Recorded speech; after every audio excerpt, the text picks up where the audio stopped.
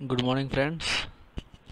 So, last time we discussed respiration and its types. Now, today, respiration in animals, mainly human respiratory system. Okay, so here I have made table which already you know that in different types of animals, what are their respiratory organs. Unicellular animals like amoeba, planaria, cell membrane is their organ, earthworm, skin is their organ. Aquatic animal जो पानी में रहते हैं उनके लिए gills जो है वो उनका ऑर्गन होता है। फिर जो इंसेक्ट है कॉकरोच ग्रासहोपर उनके लिए स्पाइरेकल्स और ट्रैकिया वो दोनों ऑर्गन है। और लैंड एनिमल जो है उनके लिए लंग्स ऑर्गन है। Right, so now we move to human respiratory system. So these are the main organs which will study. First is nostril. Nostril जो है हमारे नाक के आगे दो पोर्शन, टू नोस्ट्रिल्स है। सो नेसल पैसेज उसके पीछे आता है। सो एयर जो है वो नोस्ट्रिल से हम लेते हैं। और नोस्ट्रिल के अंदर इनर लाइनिंग जो है उसकी वहाँ पे हेयर्स है और म्यूकस भी है। वो म्यूकस किसके लिए है? वो उसको हेयर्स को वेट रखता है। सो दैट जो भी हम एयर लेते हैं तो उससे जो डस्ट पार्टिकल्स आता है वो फिल्टर हो जाए, मतलब वो एयर क्लीन होके फिर लंग्स में जाए, उसके लिए ये है। ठीक है। सो नसल पैसेज में एयर जो है वो थोड़ी गर्म भी होती है। Next comes pharynx. ये हमारे माउथ के बाद आता है और ये कनेक्ट करता है एक पैसेज है जो ट्रैकिया तक जाता है। उसके बाद आता है लैरिंग्स। लैरिंग्स का दूसरा नाम है वॉइस बॉक्स। और यहाँ से दो पार्ट अलग होते हैं, एक होता है ट्रैकिया और दूसरा होता है ईसोफेगस। और इसमें जो ट्रैकिया का बिगिनिंग है वहाँ पे एक एपिग्लोटिस नाम का एक वो फ्लैप होता है, जैसे ढक्कन बोलते हैं ना, उसके जैसा होता है। सो वो बंद होता है, अगर एयर आती है तो वो नीचे खुल जाएगा, एयर जाएगी बंद हो जाएगा। एयर के लिए वो ओपन क्लोज होगा, सो दैट हम जो भी फूड या ड्रिंक लेते हैं वो ये ट्रैकिया में ना चल जाए, उसके लिए वो फ्लैप रखा हुआ है। ठीक है। अब ट्रैकिया जो है it is compose of rings of cartilage. अभी जो कार्टिलेजिनस रिंग है वो क्या करती है, मैं फिगर में दिखाता हूँ, देखो फिगर, हाँ यहाँ पे ये जो रिंग्स ऑफ कार्टिलेज है वो क्या करती है, जो भी ये ट्रैकिया है, अब सपोज इसमें से एयर पास नहीं होती है, राइट, तो क्या होगा, ये कोलैप्स हो जाएगी, राइट, ऐसी श्रिंक हो जाएगी। बट उससे बचने के लिए ये रिंग्स ऑफ कार्टिलेज है, सो वो उसको कोलैप्स नहीं होने देती है और वैसे के वैसे रहने देती है। ठीक है। ये देखो पूरा फिगर है, नसल पैसेज आया, फिर फेरिंग्स, लैरिंग्स, ट्रैकिया, और बाद में ट्रैकिया आगे जो है वो दो पार्ट में डिवाइड होता है। वो दोनों पार्ट को बोलते हैं ब्रोंकाई। अब ब्रोंकाई आगे जाके और छोटे छोटे पार्ट्स में डिवाइड होता है, smaller tubes which are called bronchioles.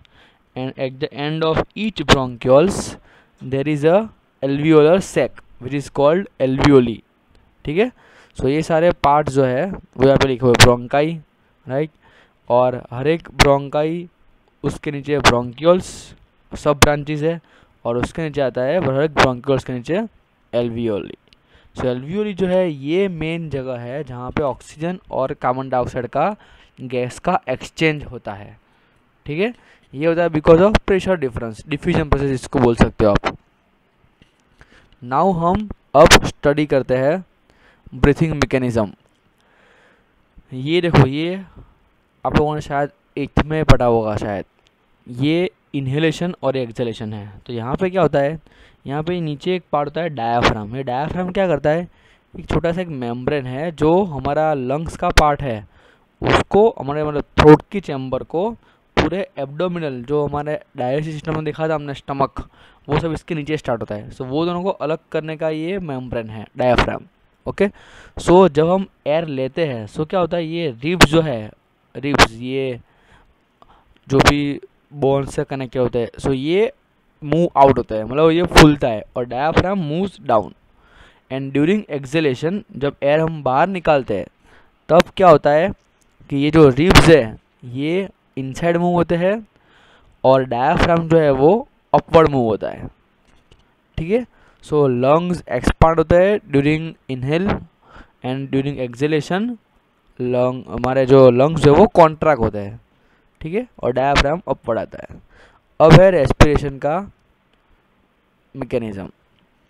See, air is taken in through nostril and the air is filtered, filter मतलब वो प्योरीफाई होगी while passing through the nostril by fine hairs and mucus. Mucus जो है वो mucus क्या करेगा, मैंने बताया वो जो भी हेयर है उसको वेट करेगा. Now from nostril the air जो है it passes through throat and जो रिंग्स ऑफ कार्टिलेज है it to ensure that air passage does not collapse. Right now from this air throat the air reaches to the lungs and it divide into smaller and smaller tubes. Right first आएगा bronchi, उसमें से bronchi divide हुआ ये तो bronchioles, और फिर ये जो एंड में जो बलून जैसा स्ट्रक्चर है वो है एल्वियोली. और एल्वियोली के सराउंडिंग में क्या है, सारे ब्लड वेसल्स. सो ऑक्सीजन जो है वो ले लेगा ये ब्लड वेसल्स और ऑक्सीजन इसमें मिक्स हो जाएगा. और ड्यूरिंग दिस टाइम ये जो ब्लड वेसल है वो सारे बॉडी के पार्ट से CO2 कलेक्ट करके आए हुए हैं. सो वो CO2 यहाँ पे वापस आ जाएगा. राइट सो वो CO2 वापस एयर जो है वहाँ से लेके वापस जाएगी ड्यूरिंग एक्सहेलेशन. सो इनहेलेशन होगा तब एयर आएगी.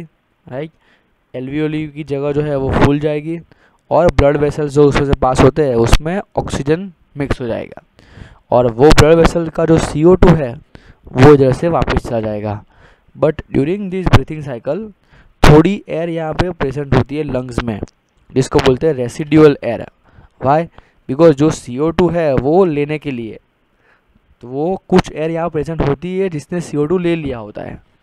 ओके नाउ ये टेक्स्ट बुक का डायग्राम है. सो देखो यहाँ पे लिखा हुआ है lungs contain a residual volume of air during the breathing cycle.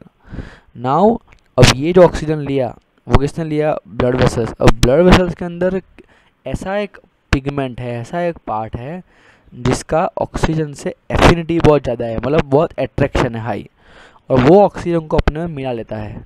उसका नाम है हीमोग्लोबिन. स्पेलिंग इसका HAE है हीमोग्लोबिन का. ये RBC में होता है, राइट, रेड ब्लड सेल्स में, और ये ऑक्सीजन को अपने में मिला के ऑक्सी हीमोग्लोबिन बनाता है.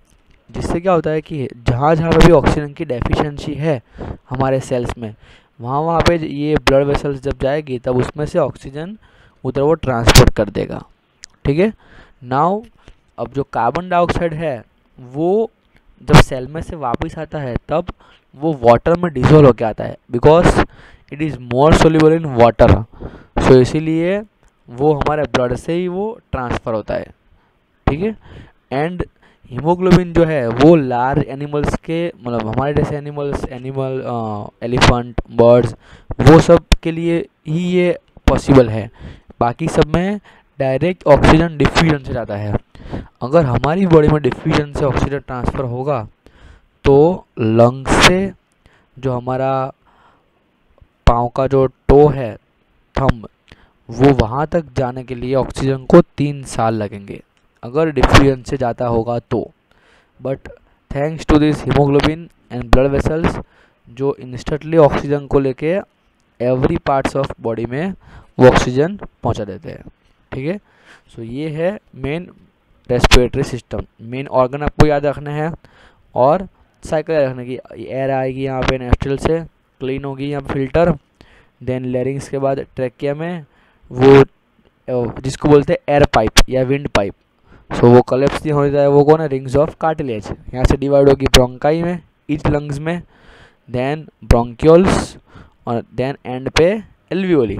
एल्वियोली पे गैस का एक्सचेंज होगा और जो ऑक्सीजन आएगा वो ब्लड वेसल में मिक्स होगा और हीमोग्लोबिन उसको अपने में मिक्स करके बॉडी के हरे पार्ट्स तक, हरे सेल्स तक वो वहाँ पे ट्रांसपोर्ट करेगा, उधर रीच करवाएगा.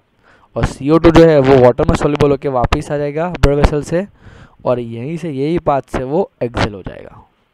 ठीक है.